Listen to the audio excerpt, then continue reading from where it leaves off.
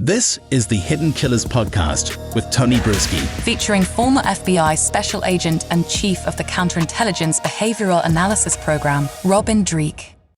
Let's go back in time, 1994, 30 years ago. Susan Smith, a name that was very big in the news. That was as we were just kind of getting into a 24-hour news cycle. No social media, but everybody knew the name. South Carolina woman claimed that her two young sons had been kidnapped during a carjacking. It was a media circus, the nation searching for these kids, making tearful pleas for their safe return. 9 days later, Smith comes out and says, yeah, I drowned them in the car myself in the lake. She was sentenced to life in prison with the possibility of parole after 30 years. Well, here we are. 30 years later. And she is going to be making that attempt in November of this year. It'll be her third attempt at getting parole, 2015 and 2020. Both attempts have failed. Joining me to discuss, Robin Dreeke, retired FBI Special Agent, Chief of the Counterintelligence Behavioral Analysis Program. Yeah, another chance at parole. I know the father of those kids has been at every parole hearing, very much not advocating for her. And trying to keep her back behind bars. But at some point, are those efforts, they're going to fail? Is the state finally going to look at her and go, you've been good in prison. It was just two kids 30 years ago. You're free, which is insane. So I lived in Beaufort, South Carolina when this happened. I was in Marine Corps. I was a series commander at Parris Island at recruit training. I remember this so well all those years ago because I didn't live too far away. Mm-hmm. And Tony, we've been talking about this on numerous shows for the last couple of weeks, and I don't like, and both, Gavin DeBecker says it as well as John Douglas, first profile in the FBI. When we as a society start giving more leeway and preference to not just the accused, but the guilty, we've lost our way. Mm-hmm.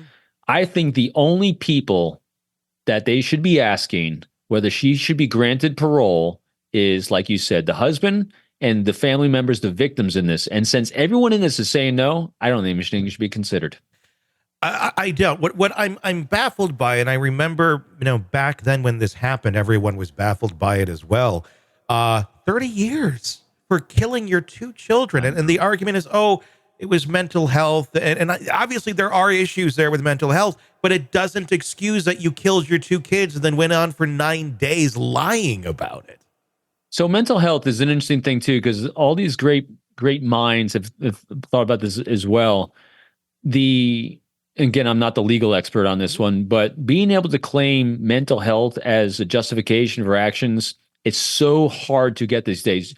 Lori Day Belvallo, if that lunatic couldn't be found, incompetent because of mental health issues, no one can. Sure. So it still comes down to a choice. She was abused by her mother and blah, blah, blah. And I don't care.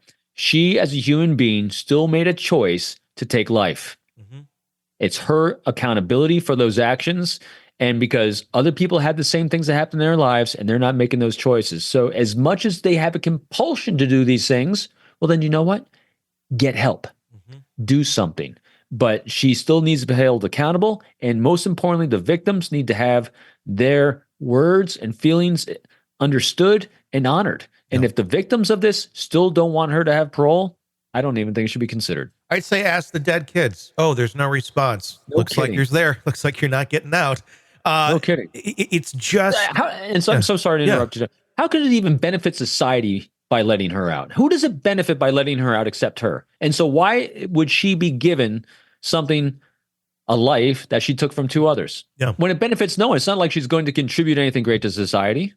No, certainly not. It just baffles the mind that this would even be considered. What is, like you just said, what is the benefit of her getting out? And to say, she's rehabilitated.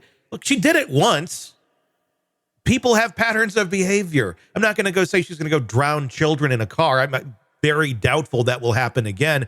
But there's something wrong here. She clearly has an ability to take others' lives. A lot of us don't. at least in any sort of conscious level like that, if you're not in war. I wouldn't put it past her that she'd ruin other lives in some way, shape, or form. Maybe not drowning in a car, but why? Why even take the chance and put her into society? Rehabilitated. Okay, good for you. Who cares? What does it matter? You still killed 2 kids. Yeah. That's why you're in jail for life. Should be. No parole. Rehabilitated. What's that mean? Well, it means you can not have as much mental anguish while you're sitting in jail, maybe. Good. Then that's fine. But yeah, why out? Who cares? You, again, the impact on the victims is what matters most at this point. And if they say no, I don't even know why anyone's considering it. And if our legal system says, well, because the legal system says it needs to consider it, great. This is one of those points where we say, good, we need to fix that system because you killed 2 children and it benefits no one by allowing you out. Your own children, too, which makes it even spookier. All right, true crime addicts, let's cut the crap.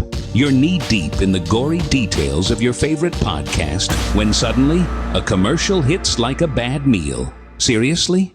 You deserve better. Upgrade to True Crime Today Premium Plus on Apple Podcasts, where you can binge without those annoying ads. Plus, get extended interviews that go deeper into the darkness and early access to episodes so you can be the first to know. It's like trading up from fast food to fine dining, but with more blood. So, go ahead. Search for True Crime Today Premium Plus on Apple Podcasts. Subscribe and feast on the good stuff.